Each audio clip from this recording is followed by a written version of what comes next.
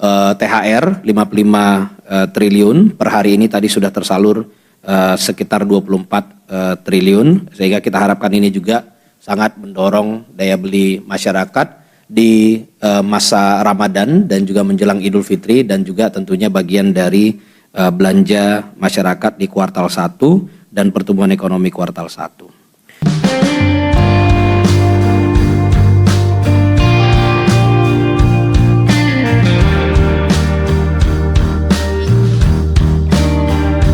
Inflasi tetap terkendali menjelang Idul Fitri. Kenaikan inflasi Februari 2026 mencapai 4,76% year on year.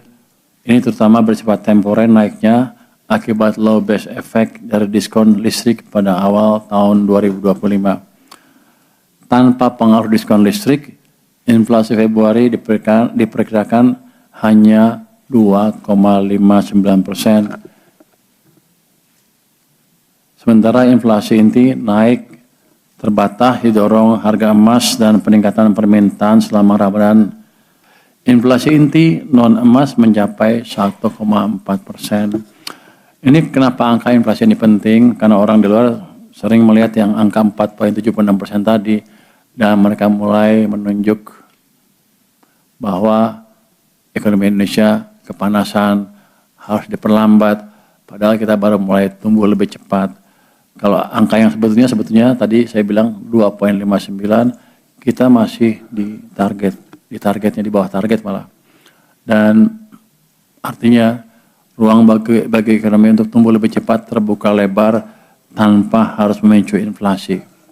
Jadi kita tumbuhnya belum terlalu cepat dan belum kepanasan.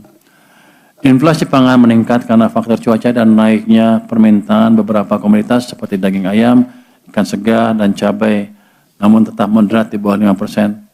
Inflasi administrative price naik terutama karena efek basis rendah tarif listrik dan diperkirakan mulai mereda pada Maret 2026. Secara keseluruhan, dampak kenaikan harga komoditas termasuk minyak mentah akan tetap dikelola oleh pemerintah melalui peran APBN sebagai shock absorber sehingga daya beli terjaga dan stabilitas fiskal tetap terpelihara. Slide berikutnya adalah yang tentang makan bergizi gratis. Sampai dengan akhir Februari telah diterima untuk mana dia nih? Ini banyak angkanya bingung. 61,62 juta penerima sampai dengan 9 Maret. Jadi ini bukan angka akhir Februari, tapi ini adalah angka 9 Maret 2026. 61,6 juta penerima yang diselenggarakan oleh 25.000 lebih SPPG. Realisasi serapan anggarannya sampai dengan, nah ini kalau yang anggaran, mana dia nih? 44 triliun, tolong dikonfirmasi dulu. Ini angka 28 Februari atau angka? Tolong dikonfirmasi dulu. 44 triliun itu adalah harusnya ini adalah angka Maret. Harusnya ini angka Maret. Makanya saya bingung di bawah situ ada realisasi sampai 28. Tadi Februari itu 39. Lalu kemudian realisasi 44 triliun ini adalah untuk angka 9 Maret. Nanti tolong kalau salah dikonfirmasi lagi ya. Yang sebaran penerimanya itu ada di seluruh Indonesia. Ini yang di tabel di bawah. Sumatera, Jawa, Kalimantan, dan jumlah jutaan penerimanya ada di tersebar itu. Nah, kemudian kalau kita lihat secara track recordnya, maka kita lihat bahwa capaian realisasi, pengguna atau penerima, ini yang sebelah kanan. Ini adalah pengguna atau penerima dari MBG. Oke, jadi siswa dan non-siswanya, karena MBG itu kan ada yang untuk siswa di sekolah, untuk siswa kita, pada bulan Februari ini sekitar 50 juta. 50 juta siswa di sekitar di Februari, dan 10,5 juta penerima yang non-siswa. Ibu hamil, ibu menyusui, sejumlah lansia juga ada yang mendapatkan makan bergizi ini. Itu yang non-siswa, datanya adalah 10,5 juta. Tentu Ini akan terus kita pastikan supaya dijalankan dengan tata kelola yang baik, dijalankan dengan efisien, dan anggarannya tersedia untuk makan bergizi gratis ini. Ini tadi pertanyaan mungkin mirip dengan teman-teman yang lain juga, jadi nggak apa-apa. Bagaimana kesiapan APBN jika perang di Timur Tengah terus berkepanjangan? Harga minyaknya seperti apa? Tadi sudah ditunjukkan teman-teman sekalian, year to date ICP sampai tanggal 11 Maret ini itu 68,4 dolar per barel. Jadi itu sudah memang tadi termasuk periode yang 1 minggu harganya sangat tinggi, pernah di atas 100 dolar per barel. Dengan demikian ini masih di bawah asumsi APBN kita yang 70 untuk ICP 70 dolar per barel. Kita tapi terus akan pantau dan seperti kita juga sering jelaskan bahwa APBN kita akan terus kita kelola baik dari sisi penerimaan, ini tadi sudah disampaikan bagus sekali pertumbuhannya dalam 2 bulan pertama 2026, dan juga belanja pasti akan selalu kita kelola sedemikian rupa. Yang pertama pasti adalah kita pastikan terjadi shock absorber supaya dampaknya kepada masyarakat itu selalu kita batasi supaya tidak mempengaruhi daya beli masyarakat.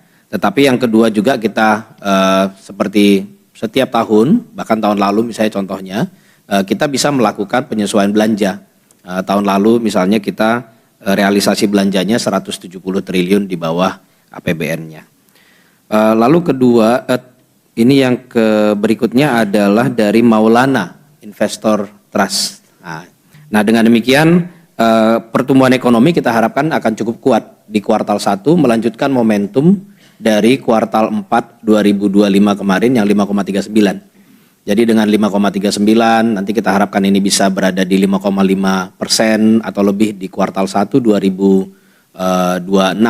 Momentum pertumbuhan ekonomi itu juga kita harapkan terus berlanjut. Nanti di kuartal kedua juga kita akan melakukan strategi yang sama, di mana belanja kuartal kedua itu juga biasanya tidak setinggi kuartal ketiga dan kuartal keempat. Nah, ini akan kita lakukan penyesuaian kebijakan belanja yang lebih cepat.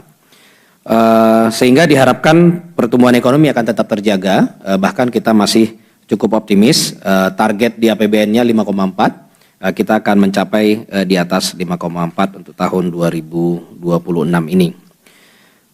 Lalu pertanyaan terakhir, ada 2 lagi Pak Omen izin. Satu adalah tentang diskon transportasi mudik gratis, apakah ada stimulus lain untuk kuartal 1?